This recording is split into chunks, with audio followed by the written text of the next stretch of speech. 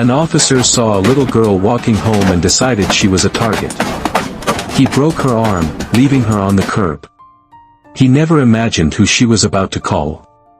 The late afternoon sun cast long, golden stripes across the sidewalks of San Pedro, California. 10-year-old Maya Statham walked with a quiet confidence, her sketchbook tucked securely under one arm, the other hand holding a half-eaten green apple. She had just left her community art class, a world of charcoal and vibrant pastels, and was now just a few blocks from the familiar comfort of home. The air smelled of salt from the nearby port and blooming jasmine from a neighbor's fence. Maya wasn't running or shouting, she was simply a child, lost in thought, making her way home. That's when a black and white LAPD cruiser slowed to a crawl beside her. The window slid down with an electric hum, revealing Officer Ray Dunning. His aviator sunglasses couldn't hide the smug set of his jaw. "You lost, sweetheart?" he asked, his tone a slick blend of condescension and authority. Maya stopped, her expression calm. "No, sir. I live right down there," she said politely, pointing toward her street. "ID," he demanded, not a question but a command. "I'm 10, she replied, a flicker of confusion in her eyes. "I don't have ID." The car doors swung open, and Dunning stepped out, his heavy boots hitting the pavement with a thud that seemed to startle the quiet street. "Where are your parents?" "At home," Maya answered, a knot of unease tightening in her stomach. "I just came from art class." "Don't get smart with me," he snapped, his hand darting out and grabbing her wrist. The sudden, rough contact made her flinch. The sketchbook tumbled to the ground, its pages fluttering open to a drawing of a lion. The apple rolled into the gutter. "I didn't do anything," she whispered, trying to pull away. Her heart hammered against her ribs. "Please, let go." But even as fear washed over her, her training kicked in. Her other hand, hidden from his view, moved to her smartwatch. A firm, sustained press on the side button, a shortcut her Aunt Zara had drilled into her. A silent, untraceable call was now live. "You've got a smart mouth for a little brat," Dunning muttered, his grip tightening. He twisted her small arm behind her back, forcing it to an angle it was never meant to bend. Then came the sound. A sickening, sharp crack. It wasn't loud, but it cut through the air, clear and final. The unmistakable sound of a bone breaking. A scream tore from Maya's throat, a sound of pure agony as she collapsed to the pavement, sobbing. Her arm was bent at an unnatural angle, the pain a white-hot fire. Dunning stood over her, breathing heavily, his face a mask of irritation. "That's what happens when you don't show respect," he growled, reaching for his cuffs as if she were a hardened criminal. He had no idea that miles away, in the cabin of a sleek Audi RS6, a former SAS operative had just heard everything. The emergency room at San Pedro Community Hospital was a controlled storm of beeping machines and hushed, urgent voices. But when paramedics rushed in with a sobbing 10-year-old girl, her arm visibly broken, and the only explanation being, dropped off by police, the chaos froze into a stunned, angry silence. "Who brought her in?" a veteran nurse demanded, her eyes flashing. "LAPD," one of the EMTs said, shaking his head. "Didn't give a name or badge number. Just said she was resisting, left her at the curb, and drove off." The staff moved with practiced efficiency, X-rays, pain medication, a temporary cast. But Maya's quiet, repeated whisper cut through the clinical noise, "I didn't do anything. I didn't do anything." One of the nurses noticed the smartwatch on her uninjured wrist. The screen was dark, but a tiny icon indicated an active, ongoing call. 45 minutes and counting. 30 miles away, Zara Statham navigated freeway traffic with lethal precision. Her knuckles were white on the steering wheel of her Audi. The recording of the emergency call played through the car's sound system on a loop, Maya's polite voice, Dunning's escalating aggression, the pleading, and then the horrifying snap. Zara, a former member of the British Special Air Service and now the head of a top-tier private security firm, had trained Maya for emergencies, never imagining the threat would wear a badge. Her encrypted phone buzzed. The caller ID simply read, JS. She answered, her voice steady and low. I'm on my way to her now. Jason Statham's voice came through, not with thunderous rage, but with the chilling calm of a surgical instrument. Report. He broke her arm, Jason. Left her at the hospital and ran. There was a beat of silence on the line, so profound it felt heavy. Then, a low, barely restrained growl. Find him. And you hold him, Jason said, each word a piece of sharpened flint. I'll handle the rest. Already on it, Zara replied. Stay calm until you land. When Zara swept into the hospital, she didn't stop at the front desk. Maya Statham, 10, broken arm. Room number, she stated, her authority absolute. The nurse pointed, and Zara was gone. She found Maya in a small, sterile room, looking tiny and fragile in the oversized bed. Her face was streaked with tears, her broken arm cradled in a temporary cast. The moment their eyes met, a fresh wave of sobs shook Maya's small frame. Zara dropped to her knees beside the bed, her expression softening as she gently took Maya's uninjured hand. I'm here, my lion, she whispered, using her old nickname for her. I've got you. Maya clung to her, her voice muffled by tears. I told him, she sobbed. I told him my dad's name. Zara froze. What did you say, Maya? I said my dad was Jason Statham. Maya's voice cracked. And he laughed at me, Auntie Zara. He just laughed. Zara's blood ran cold. This wasn't a mistake. This wasn't a cop losing his temper. This was deliberate. This was malicious. She pulled out her phone, opened the audio file, and her face hardened into a mask of cold fury. This man was about to learn why you never, ever threaten a Statham. Zara didn't waste a second. Before leaving the hospital, she made a call to Detective Isabella Rossi, a sharp, no-nonsense contact within LAPD's internal affairs. Zara's relationship with Rossi was built on a foundation of mutual, off-the-books respect. Isabella, it's Zara. I need a name, she said, her voice clipped and precise. An officer in San Pedro just broke a 10-year-old's arm and dumped her. I have the audio. I need everything you have. Now. She forwarded the recording. 10 minutes later, her phone pinged with a complete file, Officer Ray Dunning, badge number 5372. A history of 3 prior excessive force complaints, all dismissed. And, crucially, his current location. He wasn't even on duty, he had taken the cruiser without authorization. He was at a greasy spoon called the Iron Skillet Diner, his regular Sunday spot.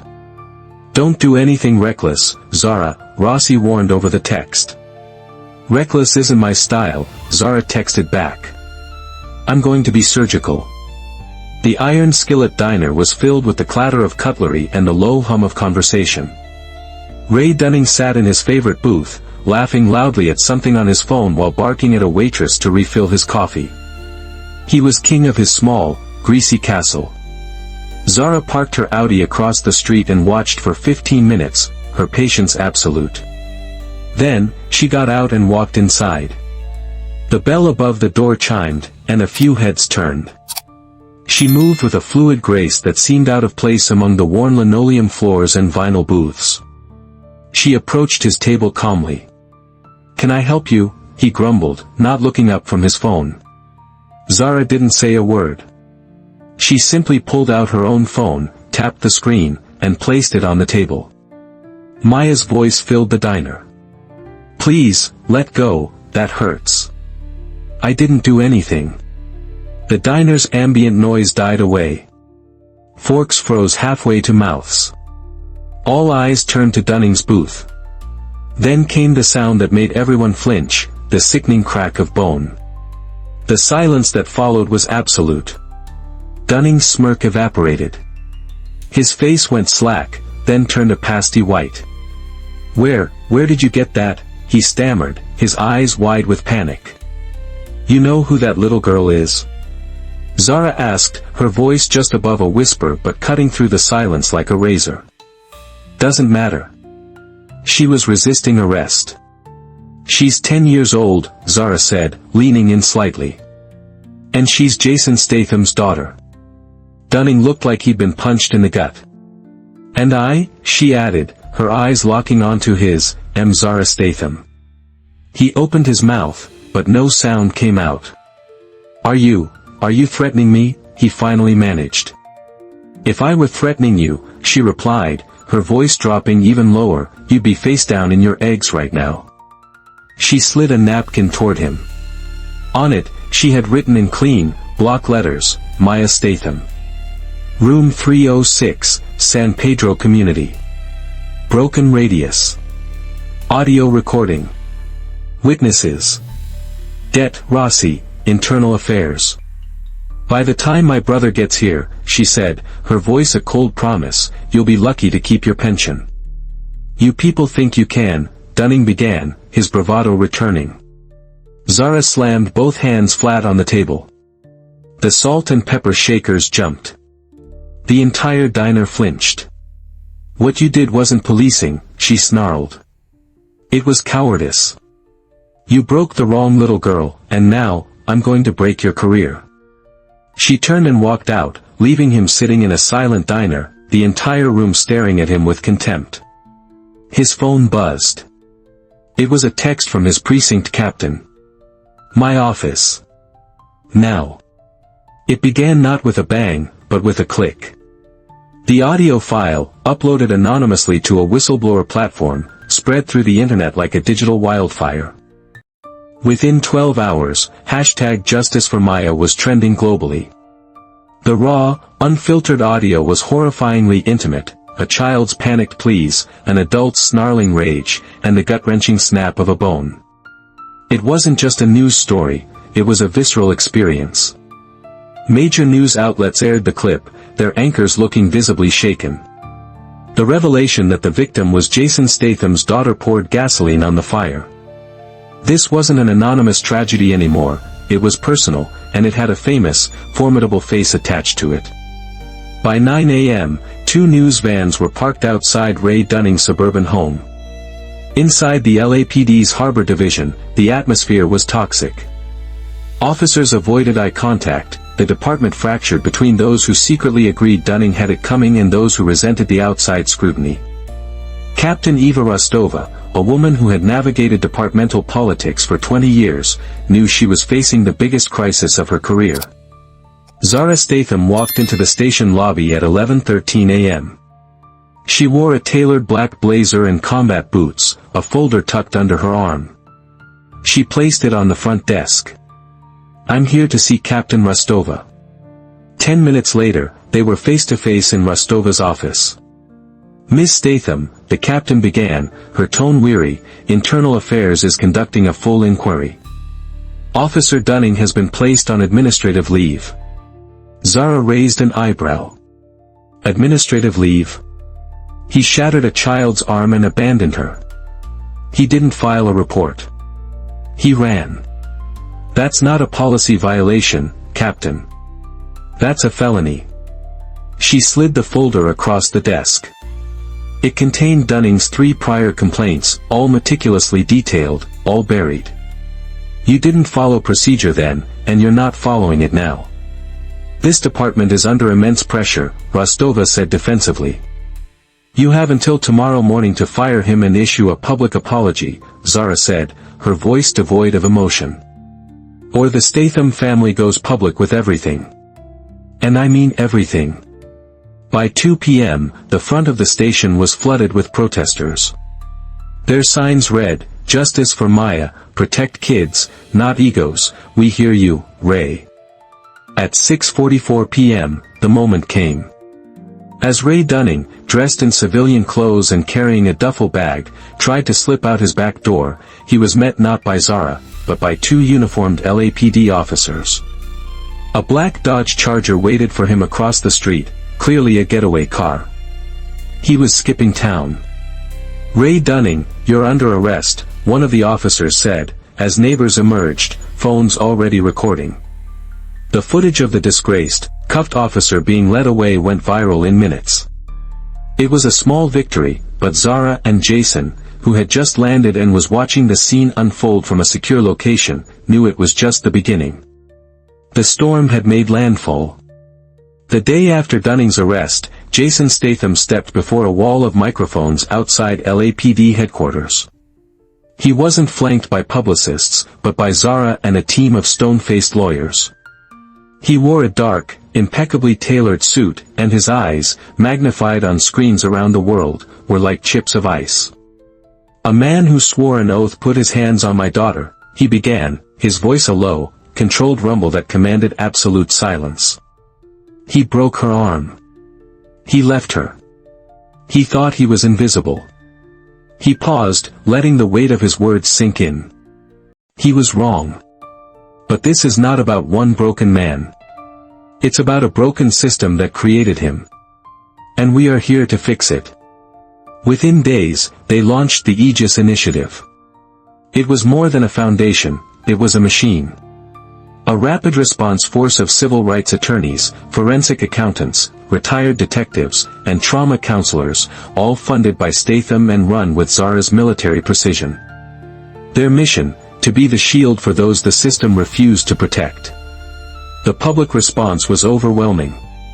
But the system, when threatened, bites back. The retaliation was swift and sophisticated. At 6 a.m. on a Thursday morning, as Zara left for her morning run, a gray sedan screeched to a halt. 3 men in plain clothes jumped out, flashing badges from a little-known internal task force.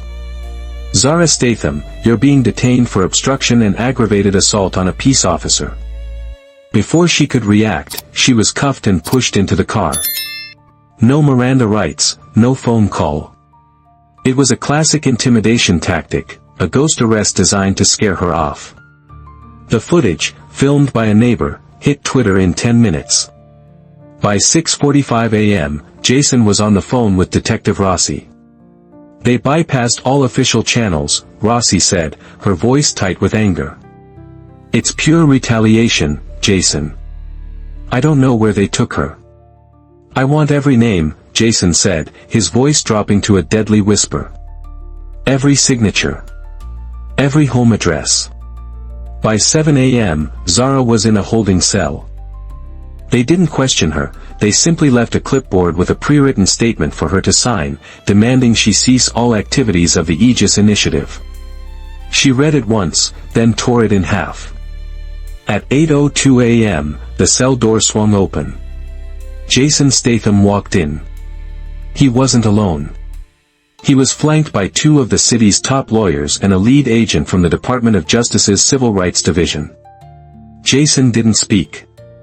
He simply handed the federal agent a flash drive. On that drive, his lawyer stated calmly, is unedited surveillance footage of Ms. Statham's abduction, legal proof of her security credentials which grant her authority to conduct investigations, and the sworn testimony of 2 LAPD officers who witnessed Captain Rostova giving the order for this illegal detention. The federal agent looked at the local officers. "She's leaving with us. Now." Outside, a crowd had gathered. Jason took the microphone. "The city of Los Angeles tried to silence the woman who protected my daughter," he said, his voice ringing out. "They tried to call justice a threat. They have just made the biggest mistake of their careers." That evening, the Aegis Initiative's website received over 18,000 verified submissions from victims of police abuse. The war had just been declared. The courtroom was packed. This wasn't just Ray Dunning on trial, it was the entire culture of silence that had protected him. On one side sat the Stathams, Jason, motionless and imposing, Zara, sharp and analytical, and Maya, dressed in soft blue, her healed arm resting in her lap. She was no longer a victim, but a witness. Across from them, Ray Dunning looked shrunken, a pale shadow of the swaggering bully from the diner. The trial was a systematic dismantling of Dunning's career and the department's lies. But the prosecution's case rested on 2 pivotal moments. The first was the audio recording. As Maya's voice filled the courtroom, a juror covered her mouth. The sound of the bones snapping made the judge physically flinch. It was undeniable proof of his cruelty. The second, and most powerful, was Maya herself. When she took the stand, a hush fell over the room. She looked small in the large witness chair, but her voice was clear and steady. "He asked for my ID, but I'm 10, she said, looking directly at the jury. I told him my dad's name, and he laughed. Then he twisted my arm until I heard it break." She paused, then held up a drawing she had made. It was a simple crayon sketch of a girl with her arm in a cast, but she wasn't crying. She was standing tall, holding a megaphone. Below it, written in a child's neat script, were the words, "My voice matters." A ripple went through the gallery. Without a word, one person stood up. Then another, and another, until the entire room was on its feet in a silent, powerful tribute. Maya looked at them, then at Zara, who gave her a proud, affirming nod. The jury deliberated for less than 6 hours. The verdict was read, guilty. On all counts. Outside the courthouse, as the Stathams emerged, the crowd erupted. They didn't stop for interviews. Their work wasn't finished. 3 weeks later, the Aegis initiative was fully operational nationwide. The final scene of this chapter unfolded not in a courtroom, but at a community center, where Maya was helping another child, a shy boy who had been wrongfully stopped by police, to sketch in a new notepad. She was showing him how to draw a lion. Jason and Zara watched from a distance, a quiet understanding passing between them. The fight was far from over, but a new generation was learning that their voices mattered. Thank you for watching. The fight for accountability is real, and it happens every day. Let us know in the comments what this story made you feel, and if you or someone you know has a story, please share it with respect for everyone in this community. Your voice matters. Don't forget to subscribe and hit the notification bell to follow our journey.